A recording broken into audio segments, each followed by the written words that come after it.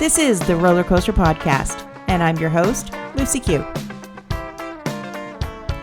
Life is a wild ride. It has twists and turns. It's scary, exciting, and downright fun. So throw your head back, arms in the air, and come along with me for the ride. Life is like a roller coaster, baby, baby. I wanna ride. Some say we all have energetic wounds, and they leave their mark on us. These wounds affect how we go through life.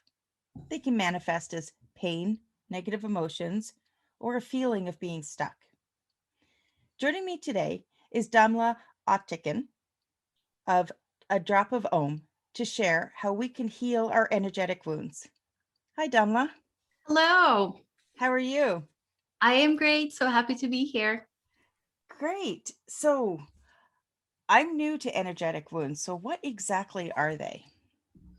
So I define an energetic wound as, by the way, I'm an energetic wound healer, and that's sort of what I work with every single day. And I define energetic wounds as anything that hasn't been life affirming or life confirming. I don't like to use the words positive or negative because it's sort of hard to gauge something as negative that ends up in your growth and your evolution. But there is a part of you that gets stuck in a certain vibration when you receive or get an energetic wound. And that vibration leaves a mark in your body and in your energetic system. You don't end on your skin. You're an electromagnetic multidimensional being, so your field extends beyond your skin and actually exists in the same space as your body. So in that realm, there is a vibrational mark. And what this ends up being is we take these survival strategies of trauma or wounding into our daily lives, hoping that they will work. And they work. They have worked at the time. They may have protected us. They may have shielded us from more harm, but they don't usually allow for an expanded, more open way of being and existing. So what happens is, we all go into this journey of discovering, first of all, and recognizing that we have wounds. And then the next step becomes unfolding them. I liken them to if a cat were to get a piece of yarn and then they would play with it. You get this ball of yarn and sort of mixed emotions and mixed experiences all bound up together. And a wound is a little like that. So you get to dive into that and find what's at the heart of that and begin to open up the threads, either by yourself or with the help of a healer. So an energetic wound, is that when you have an experience in your life that, traditionally people would say would be a negative experience, and we're manifesting that energy in different ways in our body? Is that how it works? We coil when we hit a stressful or a traumatic experience. Our system coils onto itself, and that coiling is there to protect you. So it's like a retreat. Well, in a way, it depends on your survival systems. Sometimes the opposite happens. You put your energy into something entirely different so that you don't necessarily have to deal with the wounded place. Instead, you talk, for instance. You become an overtalker. That's how you try to process the energy that's stuck in your gut. But it's not like you're not putting the attention back into your body, but instead you're expanding the energy out. So that's another strategy. So there are a lot of strategies that we go through. Perhaps if I give an example of a wounding. That'd be great if you had an example of what it looks like. Yeah. So it could be that not being seen, heard, understood as a child is always a wound. Of course, being mistreated or being ignored physically or emotionally abused is always a wound. And one of the more interesting wounds that I've discovered in myself and others that I work with is migration. Migration in the sense that you move from one living space and place to another. And this could just be changing houses. Or it could be, in my case, my ancestors, my great grandfather and grandmothers actually were forced into migration. So, and whether you were forced into it, or in my case, I grew up in Turkey and I actually chose to migrate to the US where I'm living now, there is always an energetic mark in your system because you're taking yourself out of the energetic soup and the culture and the community that you knew. You're submerging yourself into a completely new and different soup and energy and vibration. And that's always going to leave a mark. Which is why I'm saying it's not necessarily, and it's going to be hard, right?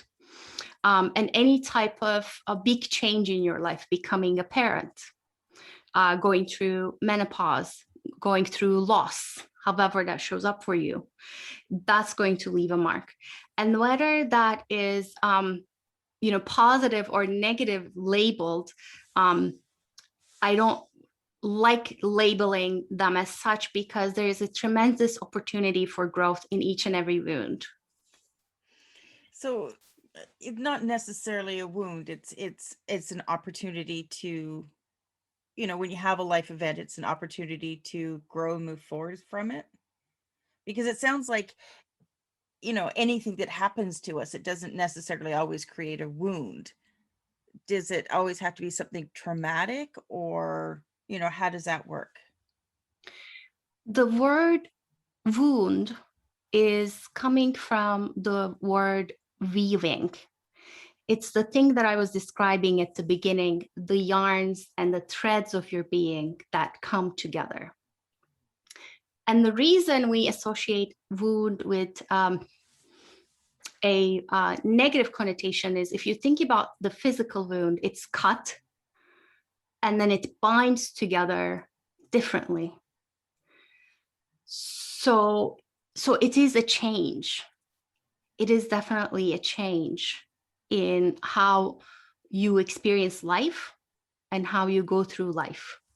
And sometimes that change is wonderful and positive and you're able to grow from it. Sometimes that change actually pulls your fascia and your system to a different corner of your body that creates pain somewhere else. So I like to use the word wound particularly for that reason. It signifies either a desired or an undesired change at the time that happened to you, it's something new that was thrown at you that you needed to deal with. And then now, here in the now, the wound healing becomes, okay, I went through this change. Are these new weaved parts of myself, whether physically or emotionally or energetically, still serving me? Or do I need to reweave myself into another way of existence and being? Okay. So how do we recognize when these wounds are good for us or bad for us? How do we know when they're showing up? They're both. They're both. They're both. Okay. So you keep coming back to the duality of it. And I keep wanting to pull you back from it, because when you don't look at them as good or bad, they become simply experiences that you can process and evolve from, versus something that you want to get rid of. I mean, it's hardly possible for us to get rid of the experience of life, because life creates wounds, life creates weaving, life creates evolution. The question becomes, how do you add choice and attention and awareness into that, so that what you're weaving is actually something conscious rather than unconscious, and something that serves the now and the person that you are here in the now. Okay, so how do you, once you realize that you have this wound, how do you then begin to step forward in its healing? You tend to your needs. That's the first step. Okay. Um, by the way, the wounding, even if you don't know that much about your childhood, you can, there are clues in the body. If there are parts that are numb in the body, that indicates a certain amount of wounding. Or if there are painful parts or discomfort in the body. Or if you have imploding or exploding emotions, those are also indications of wounding in your system. So yes, first step, you become aware. There's actually a quiz on my website that you can take at adropofom.com, adropofom.com. It's a free quiz that takes you through all the different possibilities of energetic wounding that you might have gone through without knowing, and how those woundings might be showing up in your life. So once you take that, the second step becomes, okay, here's all the wounding. By the way, the wounding may not just be yours.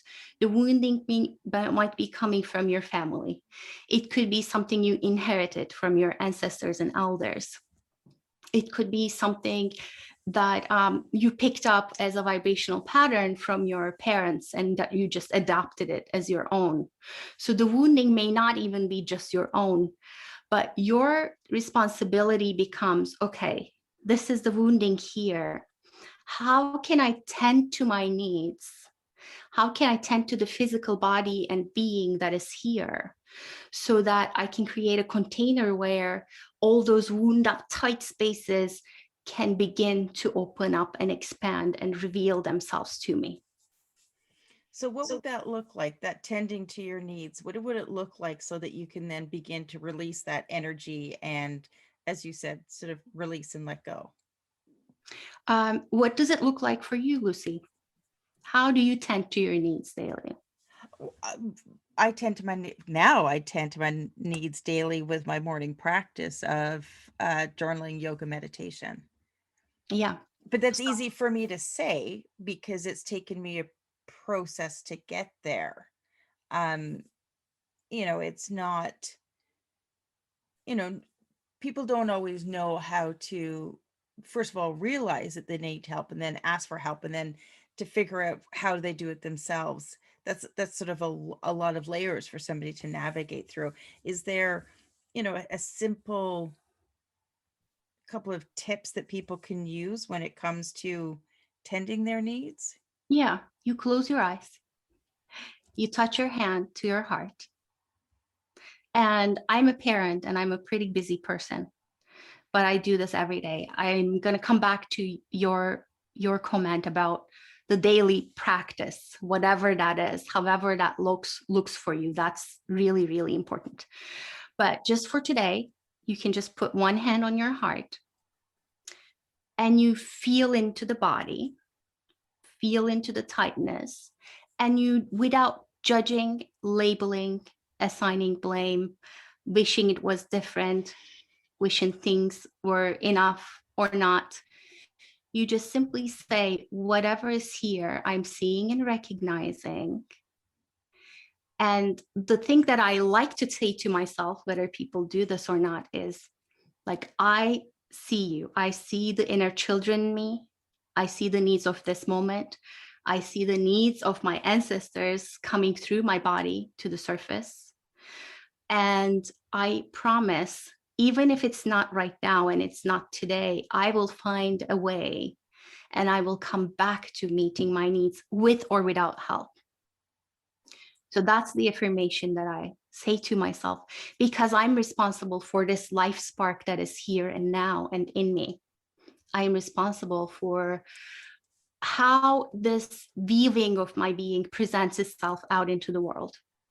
And I actually have a brief meditation people can download on my website that does exactly this. It's just 10 minutes and it's called Quick Daily Check-in Meditation.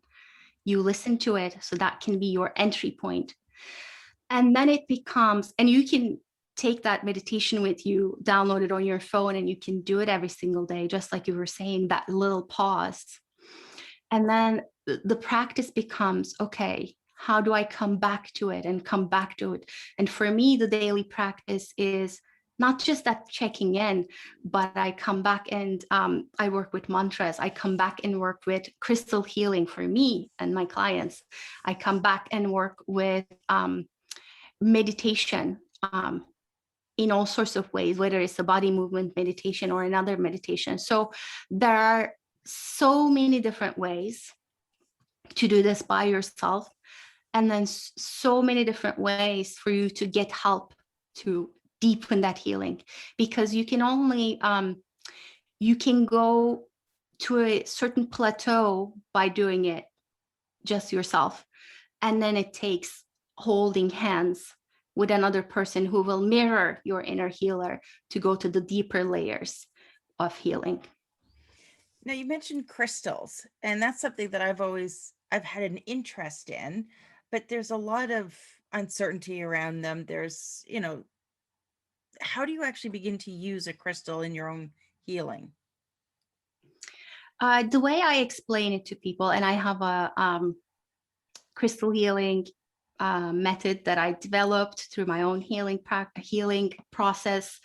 I teach crystal healing in an online course. I actually have a membership that offers people crystal healing monthly. The way I talk about crystals is that they are vibrational beings. They're vibrational structures, if you are not, open to the word being. And I am a vibrational structure. And when I meet another vibrational structure like you, Lucy, what I do is I look you in the eye and I introduce myself. And if you choose to, you introduce yourself to me. And then we begin to have a conversation, which is not just words, but there's an energetic conversation happening. Like you read me subconsciously or unconsciously, the same with me. And we have a sense whether this thing that we're co-creating, the conversation or the beginning of a friendship, will work or not. And it's the exact same thing with crystals. What I found as a new mom when I was going through my own healing crisis was first of all, I didn't have time to spend hours and hours learning different characteristics of crystals. And I found so many discrepancies in different books and resources about what a crystal did or didn't do. For instance, a rose quartz was said to only go to the heart, which wasn't my experience at all. So I decided to forego all of that, and I decided to enter into a conversation with them and cultivate a loving relationship with them, rather than, when you meet someone, you don't ask them, what are you good for? What are you useful for me? What can you do for me? What is your blood count? What are your chemical properties and electrical properties that might be useful for me? And then enter into a conversation. That's a good point. Exactly. So why not treat crystals, which are part of nature and part of our environment and our universe, why not treat them with the same respect? And when I did that, so many doors began to open for me, intuitively and psychically, as well as on a soul evolution level. So you just have a conversation with them like we're having now. Just get to know them. You could, or you could just sense and feel into them. It really depends on who you are as a person. I don't like to write prescriptions about this is the way you should do it. Although I do have some guidelines, it's more about how you approach them rather than what you say. It's about how you say something. Are you treating them with the same respect and dignity? Because you are a crystal. Your bones are 65% or more crystal. Your fascia is liquid crystal. So is your DNA. So you're not so different after all. Here is nature giving you a sense to examine, adore, and appreciate what you are by holding it in your hands. So also, how would you like to be treated as a vibrational being and structure? Do that and you'll be good. Well, it's a good thing that I have my crystal. I have several crystals, and I have them sitting. I have a window right in front of my desk, and I have them sitting on my windowsill, so that I've read that so they can get the sun's energy and the moon energy and all of that good stuff. Well, more than that, they're closest to you, so they're getting your energy. So we're sharing, we're co-creating. Exactly. So you mentioned your website. Could you just mention that again? So if anybody's looking at connecting. Sure. My website is adropofom.com, adropofom.com. And it's all about energetic wound healing. I have a podcast called Conversations with Healers, where I'm diving into all sorts of healing subjects and topics and different healing modalities with healers I know and trust. There's a ton there. Just take a look, and I'm on Instagram with the same handle, a drop of Om, on Facebook, so you can find me pretty easily. Well, I will make sure that all of those links, including the link to that meditation, is in the show notes. Damla, thank you so much for joining me today. My pleasure. Thank you, Lucy. Thanks for listening to this episode of the Roller Coaster Podcast. Want to chat or share your ideas about today's show? Pop me an email at hello@therollercoasterpodcast.com. Don't forget to connect with me on Facebook and Instagram at The Roller Coaster Podcast. Our theme song, Roller Coaster, was performed by The Lucky Setback. Audio editing by the one and only Jeff Quigley of Quigley Creator.